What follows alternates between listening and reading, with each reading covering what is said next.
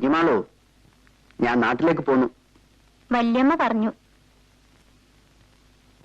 നിനക്ക് ഇവിടെ സുഖാണോ?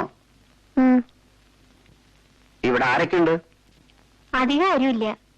അമ്മയുണ്ട്, പിന്നെ ഇപ്പോ അമ്മയുടെ മകനും. ഓ, ഇപ്പൊ കണ്ട ആൾ. അവിടെ എനിക്ക് 15 രൂപയുടെ കാശ് കിട്ടും, ചിലപ്പോ 20. പക്ഷേ ഇനി പോണ്ടെന്ന് അച്ചമ്മയ്ക്ക് ശാഠ്യം. നിന്റെ അഭിപ്രായം അറിയണം.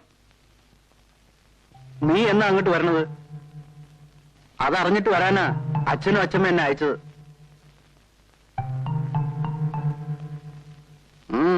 നീ എന്തോന്നും മിണ്ടാത്തെ? അമ്മയോട് ചോദിക്കണം.